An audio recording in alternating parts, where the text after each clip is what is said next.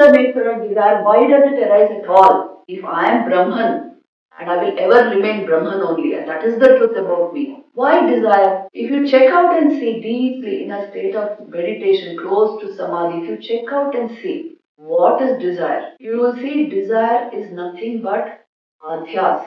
Somewhere I have the vritti arising in my mind. It is nothing but a superimposition on the self that I am, but it appears to be attractive. That vritti which pertains to an object, I encourage it. I feel it gives me some kind of a comfort, some kind of security, some joy. Now, this is only a feeling. You scrutinize it and see. I always say, how can a piece of jewelry enhance you? How can a piece of sweet meat satisfy you? How can anything give you any form of permanent comfort? If a object really had that value, you would be in samadhi due to that object. Complete fulfillment and satisfaction, absorption within. Nothing more I want. Does any object in the world have the capacity to put you into samadhi? Then why this tanha, this great thirst? In Buddhist literature, this desire is called tanha. The Buddha extensively spoke of it. How it is, what we are calling adhyas, he called tanha. In actual life, it takes the form of a desire. This will satisfy me, that will. If you see, it's a kind of fever. When you have fever, things which you never relished also appear attractive. Have you seen? They appear attractive. Or it's like an itch. I told you the leech and the itch. Itching also creates a false sense of satisfaction. Somewhere you feel good. Desire is exactly like that. It's a wound in the mind. Adhyas is a wound. But it has convinced us getting that object will assuage. It will never ever assuage.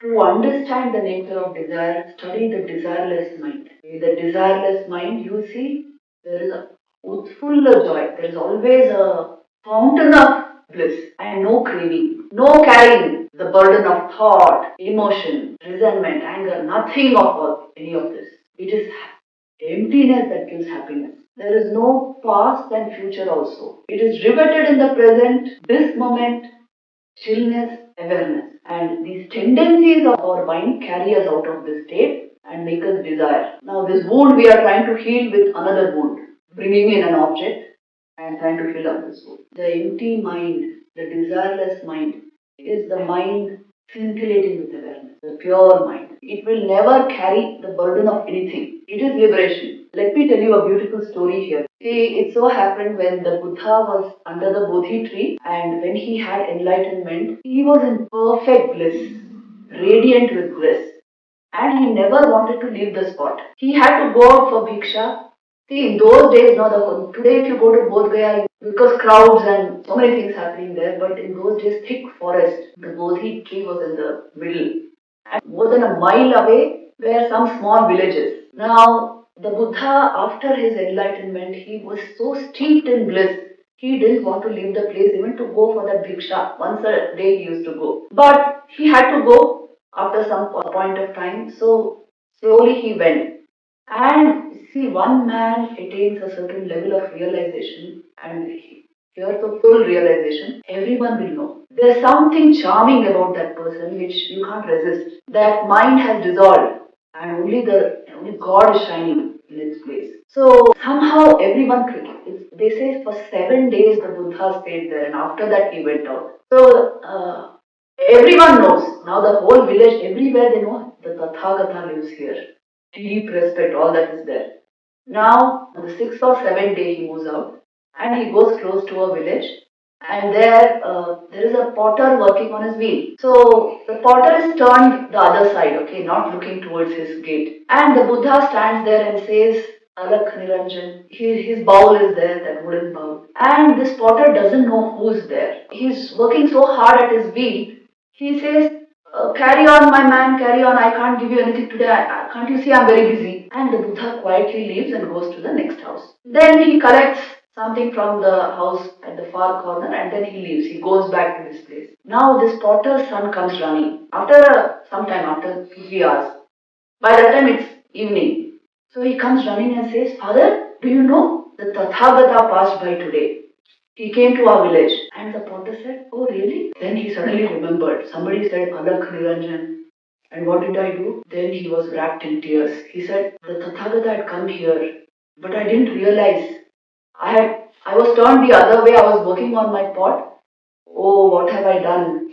What have I done? And then both of them, they collect a lot of food and they want to now go. But it was dusk, so move into the forest at that time.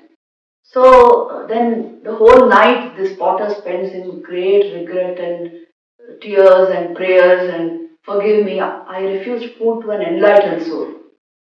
He is not able to overcome. Next day morning, both father and son, quickly they go. As soon as it's dawn, they go into the forest, they go to the place where the Tathagata is sitting with completely luminous.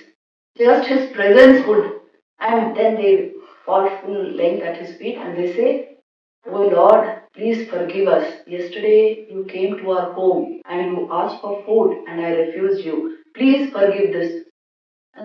When did I come? You came yesterday afternoon, or you had come to my gate and you said Alak Niranjan and I refused you food. I can't overcome this sorrow.